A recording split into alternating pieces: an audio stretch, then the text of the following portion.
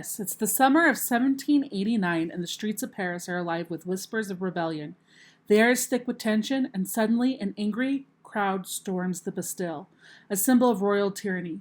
In the Caribbean, enslaved men and women sharpen machetes under the cover of darkness, preparing for a fight against their oppressors. Across the Atlantic, in a candlelit room, Thomas Jefferson drafts the words that will declare a nation's independence. These are not just moments in history. They are sparks of transformation. Welcome back to Gardner's History Garden's AP World History Podcast. I'm your host, and today we're diving into Unit 5, Revolutions. But forget dry timelines and list of events. Today we're walking through the streets of revolutionary cities, standing in crowded meeting halls and hearing the voices of those who demand change. By the end of this episode, you'll not only understand how these revolutions are connected, but also how they mattered to the people who lived through them and why they still matter today.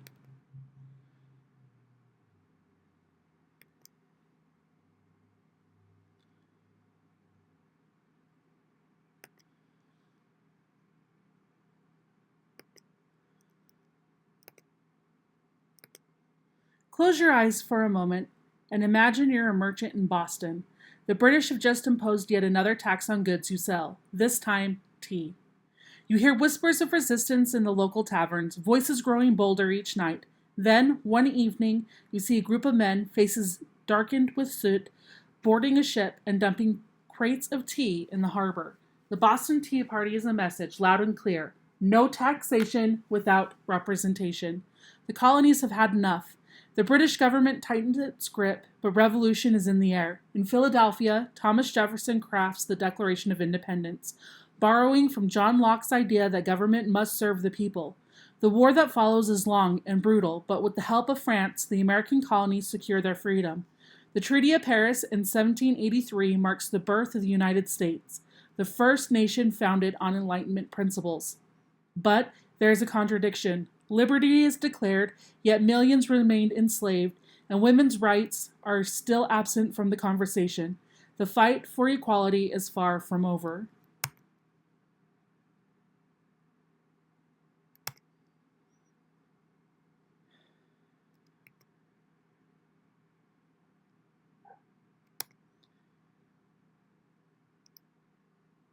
Now let's set sail across the Atlantic to Paris.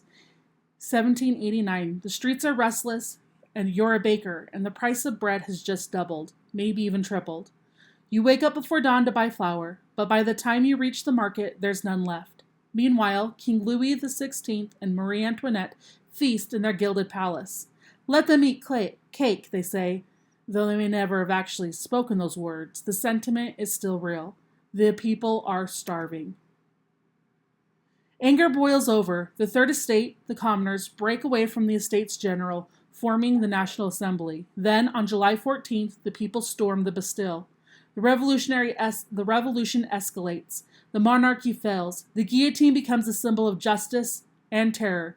King Louis XVI loses his head.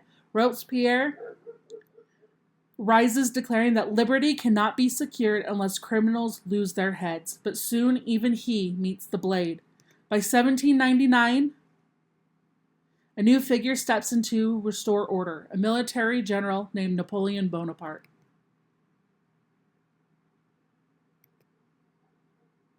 Now let's travel to the Caribbean, where revolution takes an even bolder form. Picture this. It's night on a sugar plantation in Saint-Domingue, modern-day Haiti. The scent of burning cane fills the air. A group of enslaved men and women armed with torches and machetes set the fields ablaze.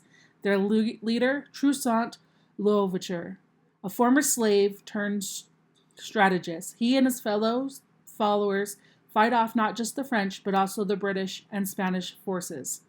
Napoleon himself sends troops to crush the rebellion, but they fail.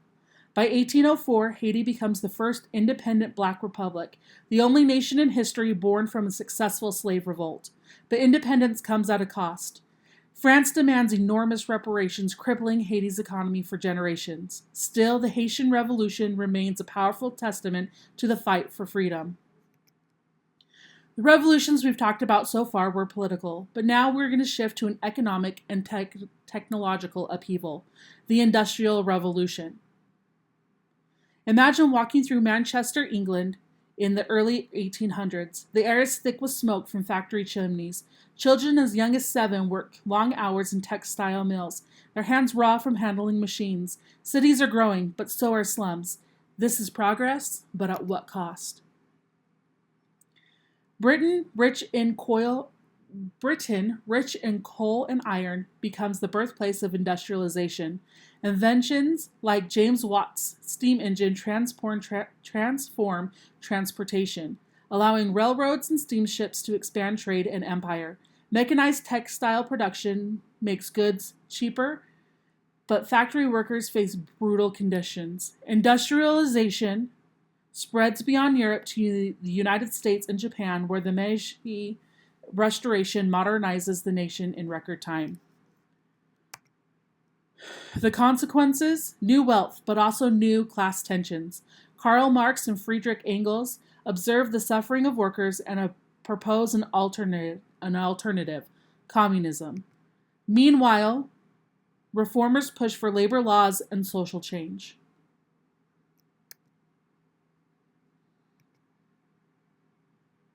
As revolutions and industrializations reshape the world, new ideologies emerge. John Stuart Mill champions liberalism, arguing for individual rights and free markets. Karl Marx and Friedrich Engels argue that capitalism will inevitably collapse under its own inequalities.